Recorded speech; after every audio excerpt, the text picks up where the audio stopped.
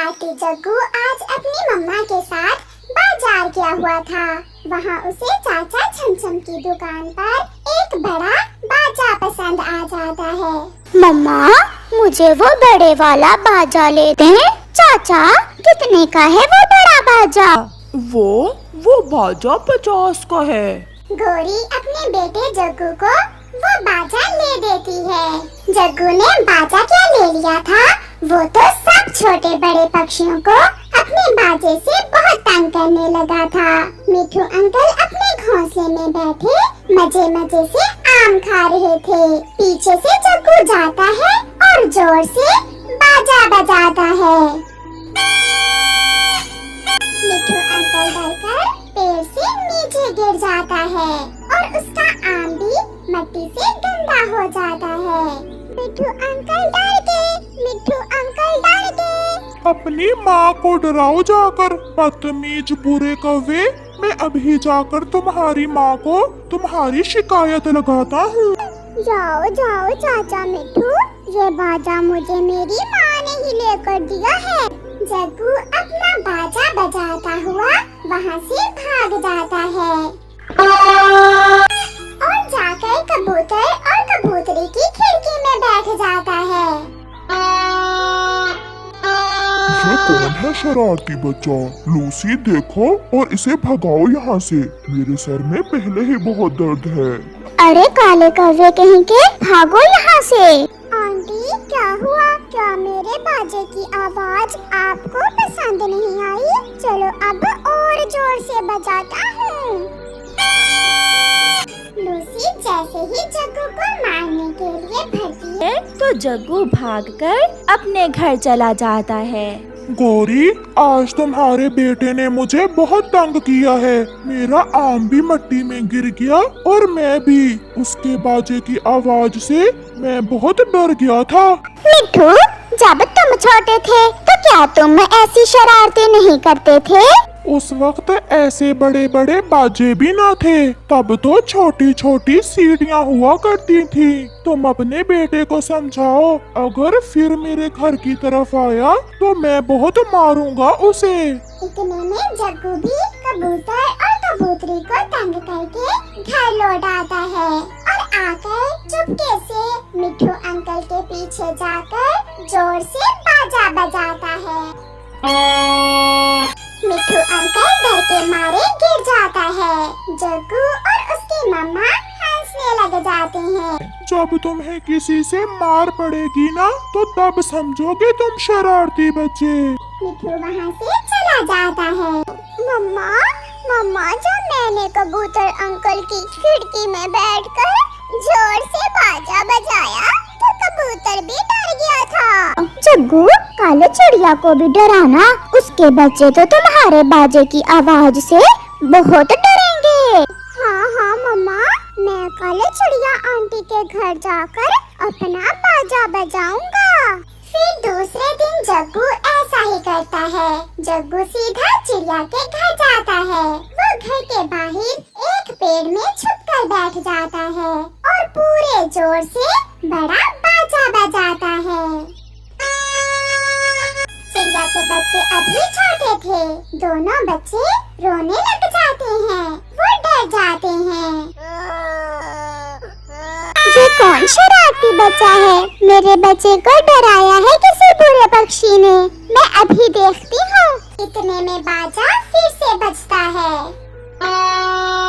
चिड़िया अपने घर से बाहर आती है, मगर वहाँ तो कोई भी ना था। जग्गू पेड़ में छुप जाता है। यहाँ तो कोई भी नहीं है। शायद जो भी था वो चला गया है। चिड़िया जैसे ही घर जाती है, जग्गू फिर से बाजा बजाता है। ऐसे जग्गू चिड़िया को कई बार तंग करता है। चिड़िया के बच्चे बहुत रोते हैं और फिर जग्गू वहाँ से भाग जाता है। बूढ़ी चील अपने घोंसले में अपने बेटे को सुला रही थी।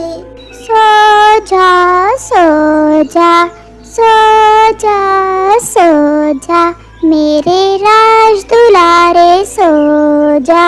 जग्गू चुपके से पीछे से आता है और चील के पास आकर जोर से बाजा बजाता है। चील का बच्चा डर जाता है और उठकर रोने लग जाता है। डर गया, छोटा बच्चा डर गया। दुष्ट कौवे, तेरी ऐसी की तैसी, पक्षी मुझसे डरे और तुम मेरे बेटे को डराते हो। चील जग्गू को पकड़ लेती है और अपने तेज पंजों से उसे बहुत मारती है। आंटी छोड़ दे, आंटी छोड़ दे, मेरी तौबा, मैं फिर कभी बाजा नहीं बजाऊंगा। चील जग्गू का बाजा छीन लेती है और उसे तोड़ देती है। मैंने तुम्हारा बाजा तोड़ा है और तुम्हें इसलिए छोड़ा है क्योंकि तुम अभी छोटे हो। भागो यहाँ से, फिर कभी यहाँ आए तो पंख तोड़ दूंगी मैं तुम्हारे। रोता हुआ जग्गू घर भाग जाता है। ऐसे जग्गू कौवे को दूसरों को तंग करने की सजा मिलती है। सब्सक्राइब।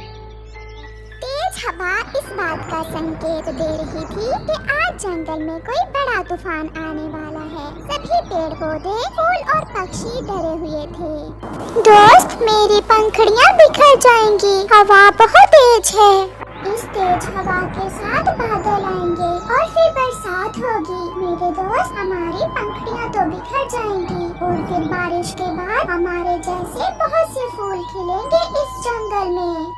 अपने पड़ोसी दोस्त की बात सुनकर छोटा फूल खुश हो जाता है। मैं बहादुर हूँ, मैं नहीं डरता।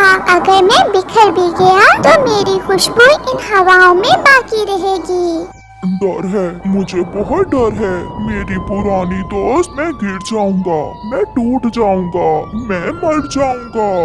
अगर तेज हवा नहीं होगी तो आप कैसे मस्ती करोगे? डरने से अच्छा है कि आप मौसम का मजा लें। देखें तो जंगल के सभी पेड़ कैसे झूम रहे हैं। अगर मैं टूट गया तो मैं मर जाऊंगा।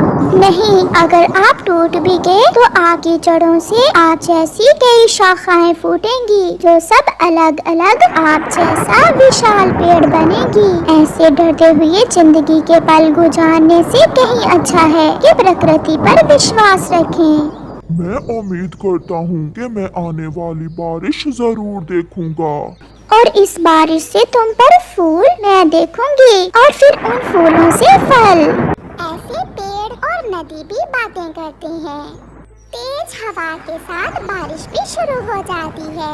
ऐसे हालात में चिड़िया भी डरी हुई अपने घर में बैठी थी। माँ, अगर हमारा घर टूट गया तो हम क्या करेंगे? तो हम अपना नया घर बना लेंगे। मम्मा, घर बनाना बहुत मुश्किल है। अगर हमारा वो घर भी टूट गया तो फिर हम क्या करेंगे? हम फिर से नया घर बनाएंगे। 100 बार भी घर टूटेगा तो हम नया घर बनाएंगे। मेरी जान, मैंने अपने पूर्वजों से यही सीखा है। मम्मा, मुझे बहुत डर लग रहा है। मेरी जान, अच्छे का गुमान रखें और शांत हो जाएं। अगर आप अच्छा सोचेंगे तो अच्छा होगा और आने वाली मुसीबत से डरने की बजाय उसका मुकाबला करने के लिए खुद को तैयार रखें। मेरी मम्मा बहुत बहादुर है। नहीं बेटा, एक माँ अंदर से जितनी भी कमजोर हो अपनी संतान को हमेशा मजबूत देखना चाहती है। मैं अपनी माँ की बहादुर बेटी हूँ। मुझे इन हवाओं से अब डर नहीं लगता और मेरी माँ जब तक मेरे साथ है, ये बारिश और तूफान मेरा कुछ भी नहीं बिगाड़ सकते। जंगल में हर एक जीव तूफान को लेकर परेशान था। मोटी बुलबुल ने मजबूती से अपना अंडा पकड़ा हुआ था। ऊपर वाले, रक्षा करना, मेरे अंडे की रक्षा करना। मुझे अपने अंडे से बहुत प्यार है। झूलती शाख के साथ बुलबुल का घोंसला ऊपर नीचे हो रहा था और बुलबुल बहुत मुश्किल से खुद को संभाले हुए थे। कोई बहुत खुश था क्योंकि जिसका घर बहुत मजबूत और पक्का हो वो ऐसी बारिश में खुश क्यों ना हो, जैसे कौवा और कौवी। तेज और तेज हो जा हवा, थोड़ी और तेज हो जा। मुझे तेज हवाएं बहुत अच्छी लगती है। खिड़की से इधर आ जाओ, कहीं उड़ ही न जाना ऐसी तेज हवा में। कालू जी, सच बताऊं तो उड़ने को बहुत मन मन कर रहा है, मगर डरती हूँ तुम अकेले रह जाओगे। फिर कौवा और कौवी हंसने लगती हैं। सारी रात तेज हवा, तूफान और बारिश के बाद सुबह हो जाती है। बस्ती से मुर्गे की आवाज सबसे पहले आती है, जैसे वो बता रहा हो कि तूफानी रात गुजर चुकी है। कुछ दिनों के बाद वहाँ रोज और उसका दोस्त तो ना थे, मगर वहाँ उन जैसे बहुत से फूल खिले हुए थे। मानो ऐसा लग रहा था जैसे जंगल फूलों की सुर्खी से लाल हो जाएगा। नदी का पानी किनारों तक था और नदी अपनी जवानी को देखकर बहुत खुश थी। उसका पड़ोसी डरपोक पेड़ वहाँ नहीं था, मगर वहाँ उस जैसे कई और पेड़ थे जो उसकी जड़ों से फूट रहे थे। मम्मा चिड़िया और गुड़िया को अब भोजन लेने दूर नहीं जाना था, क्योंकि अब तो उनके अपने ही सेब के पेड़ पर ढेर सारे सेब लग चुके थे। पूरा जंगल बदल चुका था। कुछ दिन पहले आने वाली तेज बारिश ने हर तरफ हरियाली ही हरियाली कर दी थी।